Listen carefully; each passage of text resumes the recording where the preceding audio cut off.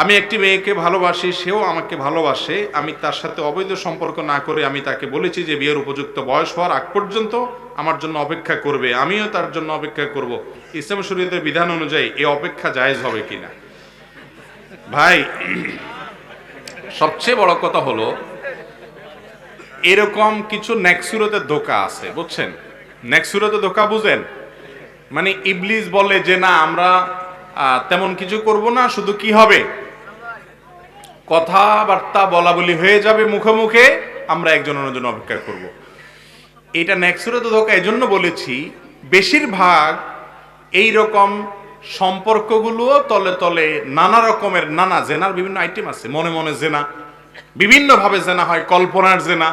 এই জেনাগুলোতে মানুষ লিপ্ত হয়।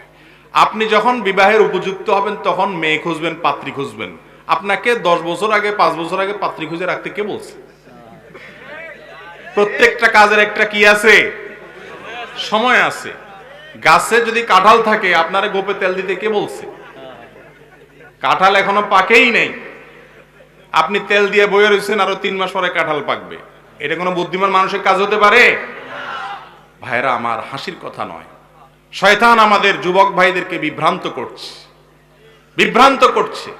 মনে রাখবেন, বিয়ের একটা বয়স আছে, ওই বয়স আসা পর্যন্ত অপেক্ষা করবেন। আগে ভাগে এই সমস্ত সেটিং ফিটিং করা থেকে বেঁচে থাকবেন।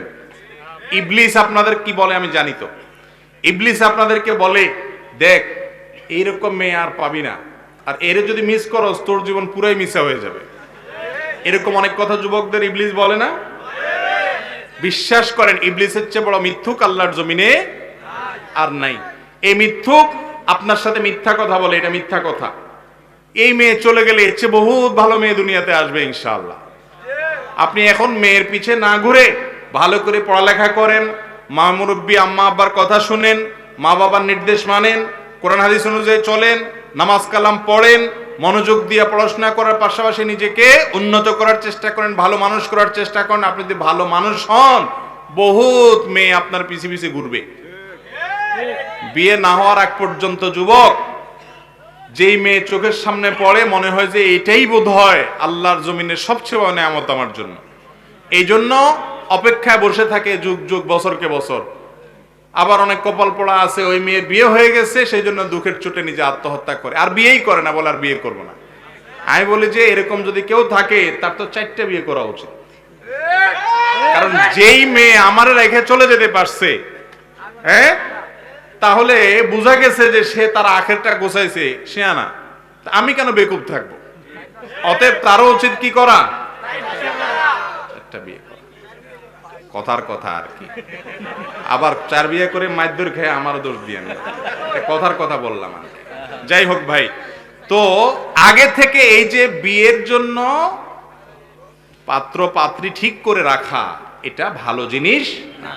যদি কেউ এরকম করতে পারে যে না, দিনদারির কারণে আমি একে চয়েস করেছি কিন্তু এই মুহূর্তে বিয়ে করতে পারছি না, একটা সীমিত সময়ের জন্য অপেক্ষা করব, এবং সে অপেক্ষাটা এমন অপেক্ষা হবে কোনো যোগাযোগ নেই, তাহলে সেক্ষেত্রে সেটা ভিন্ন বিষয়। কিন্তু দেখে শুনে কথা বলে তার চেহারা এটা মুখস্থ করে ফেলছেন, এখন বিয়ে আপনি 2 বছর 5 বছর পরে করবেন, তাহলে তো প্রতিদিন আপনার সামনে এক্সরে রিপোর্ট ভাসবে, ঠিক না? ঠিক। মনে মনে জেনা হবে কি হবে না? এই জন্য এটা সঠিক কোনো পথ না, পদ্ধতি না। এই জন্য বলেছিলাম শুরুতে যেটা নেক্সুরতে ধোকা। কথা বুঝাতে পারছি? আরে ভাই, বিয়ে করার মতো ক্ষমতা আছে, ময়মুরব্বীকে হাতে পায়ে ধরে কান্নাকাটি করে রাজি করে ফেলান, পয়সা করে কামাই টামাই করে বিয়ে শাদী করে ফেলান, শেষ ঝামেলা।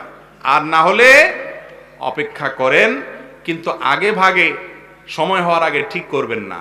এখনো ইয়াং মানুষ পড়েন 8-এ 9-এ 7-এ 10-এ, আর এখন থেকে আপনি বিয়ের জন্য পাত্র ঠিক করে ধুয়ে দিচ্ছেন। এগুলো সব শয়তানের ধোঁকা। মনে রাখবেন, এগুলো কেন হয়? চোখের জেনা করার কারণে। চোখ দিয়ে মানুষ প্রথম জেনা করে, এরপরে কল্পনার জেনা করে, এরপরে সরাসরি জেনায় মানুষ লিপ্ত হয় এবং তার চরিত্র নষ্ট হয়, ধ্বংস হয়, তার দাম্পত্য জীবন ধ্বংস হয়, পুরো জীবন অন্ধকারে চলে যায়। সাময়িক হারাম প্রাপ্তি এবং হারাম আনন্দ করতে গিয়ে গোটা জীবনকে জাহান্নাম করে দিবেন না। দুনিয়াতেই আপনি বুঝতে পারবেন যে আপনি হারাম রিলেশন করার কারণে কত বড় নেয়ামত হারিয়েছেন। আমি জানি, ক্লাস 7-8 থেকে নিয়ে একবারে টপ লেভেল পর্যন্ত আজকাল বেশিরভাগ যুবক বা শিক্ষার্থীরা তাদের চরিত্রকে হেফাজত করতে পারছে না।